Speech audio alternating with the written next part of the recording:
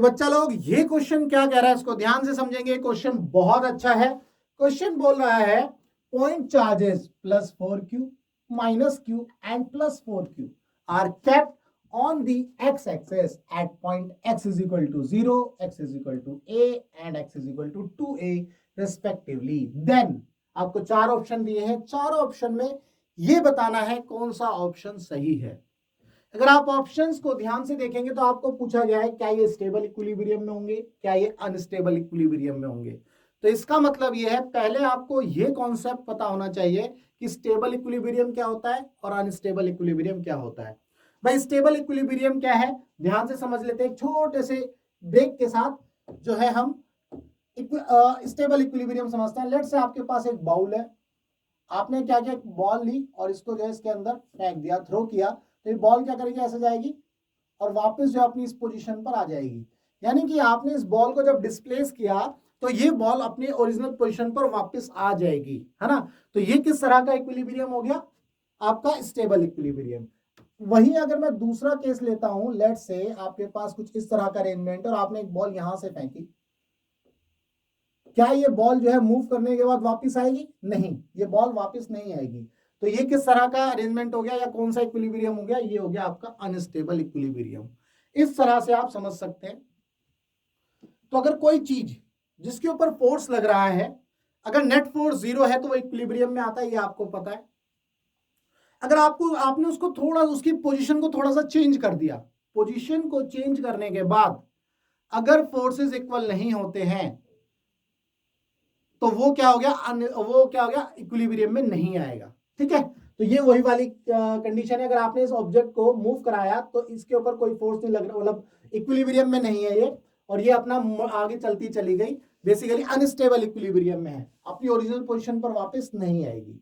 ठीक है, तो यहां पर अब हम इसी कॉन्सेप्ट को यूज करके इस सवाल को करने वाले हैं। तो ध्यान से समझेंगे। पॉइंट चार्जेस +4q, मैं यहां पर ड्रॉ करता हूं। लेट्स से हमारा एक्स एक्सिस, इस एक्स एक्सिस में अगर हम देखें तो x इक्वल टू 0 पर हमारा कौन सा चार्ज है, +4q, ये आ गया आपका +4q। दूसरा चार्ज आपको मिला है -q, जो कि डिस्टेंस a पर है, ये है आपका -q। फिर इसके बाद तीसरा चार्ज है x इक्वल टू 2a, तो ये x इक्वल टू a, तो इसका जो है जस्ट डबल, यानी कि यहां पर x इक्वल टू 2a, ये 2a पॉइंट हो गया, ये a पॉइंट हो गया, और यहां पर x इक्वल टू आपको 0 मिल गया, ये x इक्वल टू a, ये x इक्वल टू 2a, और इसके ऊपर चार्ज है आपका +4q। ठीक है जी, अब हमें ये बताना है कि क्या ये सिस्टम इक्विलिब्रियम में। सबसे पहले तो ये देखो, अब इसको ध्यान से समझो, क्या ये सिस्टम इक्विलिब्रियम में। तो इसको भी जो है, जैसे अभी हमने पहले सवाल किए हैं काफी, तो उससे पता चलेगा। पहले हम देखते हैं इस +4q की वजह से, इस +4q के ऊपर जो फोर्स लगेगा वो किस डायरेक्शन में लगेगा, वो इस डायरेक्शन में। लेट से इसको F1 नाम दे दिया मैंने। अब इस -q चार्ज की वजह से इस +4q के ऊपर जो फोर्स लगेगा वो इस डायरेक्शन में लगेगा। लेट से इसको F2 दे दिया। ठीक है जी, तो ऐसे ही यहां पर F1 लग गया, एक्शन रिएक्शन पेयर है। ऐसे ही -q की वजह से इस +4q के ऊपर ये चार्ज लग गया, तो ये F2 हो गया। चूंकि इन दोनों चार्जेस का मैग्नीट्यूड सेम है, पोलैरिटी सेम है। अगर आप F1 और F2 निकालने की कोशिश करोगे तो आपको क्या मिलेगा, अगर मैं यहां पर देखूं तो F1 क्या होगा, k इंटू 16q², देखो 4q into 4q, k 4q यानी कि 16q² अपॉन में डिस्टेंस कितनी है जी, 2a, यानी कि 4a²। ठीक है, तो यहां से 4 चौक 16, तो कितना आ गया, 4kq² अपॉन में a²। अब अगर आप F2 निकालने की कोशिश करो तो F2 कितना आएगा, F2 आप देख सकते हो, F2 जो है -q और +4q चार्ज के बीच में लग रहा है, तो k into small q into 4q upon में डिस्टेंस कितनी है इन दोनों के बीच में, a, या तो इन दोनों के बीच में देख लो या इन दोनों के बीच में, तो डिस्टेंस है a², तो कितना आ गया, 4kq² अपॉन में a²। इसका मतलब ये हुआ कि F1 और F2 जो है आपके इक्वल है, दैट मीन्स ये पूरा का पूरा सिस्टम जो है इक्विलिब्रियम में है, ये हमने चेक कर लिया। अब ये सिस्टम इक्विलिब्रियम में, कौन से इक्विलिब्रियम में है, स्टेबल इक्विलिब्रियम में है या अनस्टेबल इक्विलिब्रियम में है, ये चेक करना है।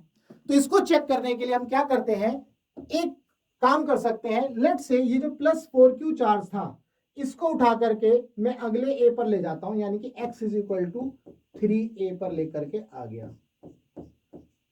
ये डमी है, ये ध्यान रखना, ये हमने क्या किया, डमी कर दिया, ये चेक करने के लिए कि ये जो है स्टेबल इक्विलिब्रियम में है या अनस्टेबल इक्विलिब्रियम में है। अब हम क्या करेंगे, इस +4q की वजह से इस +4q पर चार्ज निकालेंगे और फोर्स निकालेंगे। लेट से ये F1 डैश निकाला। अगर आप F1 डैश देखोगे तो यहां देखते हैं, लेट से ये F1 डैश हम देखेंगे K इंटू, ये तो अगेन 16q² अपॉन में डिस्टेंस कितनी हो गई जी, 3a, तो इसका मतलब 9a²। तो आपको क्या मिला, 16/9 kq² अपॉन में a²। यहां से आपको ये मिल गया, ठीक है। अब ऐसे ही हम F2 डैश निकालेंगे। भाई इस -q की वजह से इस +4q के ऊपर जो चार्ज फोर्स लगेगा, लेट से वो इस डायरेक्शन में लग रहा है, ये F2 डैश, ठीक है जी, ये डैश समझ लेना, F2 डैश। तो F2 डैश कितना हो जाएगा जी, F2 डैश हो गया K, चार्ज कितना है Q into 4Q divided by distance. देखो अब आप, डिस्टेंस यहां से यहां तक की जो डिस्टेंस हो गई 2a हो गई है ना, a ये है, a ये है, तो 4a² लिख सकते हैं हम, 4a²। यहां से देखो 4 से 4 कैंसिल, तो क्या मिला, kq² अपॉन में a², kq² अपॉन में a²। तो अब आप यहां पर ध्यान से देखो, जो F1 डैश है वो ग्रेटर देन है F2 डैश से। तो जैसे ही हमने इसको यहां पर लेकर के आए, जैसे ही हम इस +4q चार्ज को यहां पर मूव किया, तो अब इसको यहां पर लाने वाला जो फोर्स है लेफ्ट साइड में, यानी कि F2 डैश, वो क्या है, कम है, ये फोर्स कम है और F1 डैश ज्यादा है। तो इसका मतलब क्या है, ये जो है हमेशा आगे की तरफ ही मूव करता चला जाएगा, ये हमेशा आगे की तरफ मूव करता चला जाएगा, ये वापस अपनी इस पोजीशन पर नहीं आएगा, क्योंकि इसके ऊपर जो F2 डैश है उसका मैग्नीट्यूड कम है और F1 डैश का मैग्नीट्यूड क्या है, ज्यादा। तो ये हमेशा उधर की तरफ, आगे की तरफ ही भाग जाएगा, जैसे ये वाला केस। तो इसका मतलब आपको ये समझ में आया कि ये स्टेबल इक्विलिब्रियम में है या अनस्टेबल इक्विलिब्रियम में। अब तो आप जो है कंप्यूटर पर बैठे हो, तुरंत जो है ऑप्शन क्लिक कर दो, ऑनलाइन पेपर आपका हो रहा है। तो ए बी सी में से कौन सा ऑप्शन सही है, all of the charges are in unstable equilibrium, तो सी ऑप्शन आपका करेक्ट है। उम्मीद करता हूं आपको ये क्वेश्चन का जो कॉन्सेप्ट है वो समझ में आया। अगर कॉन्सेप्ट का क्वेश्चन समझ में आ गया तो भैया चैनल को सब्सक्राइब करना मत भूलना, ऐसे ही क्वेश्चन आपको मिलते रहेंगे, ठीक है। तो चलिए मिलेंगे हम अपने नेक्स्ट क्वेश्चन में।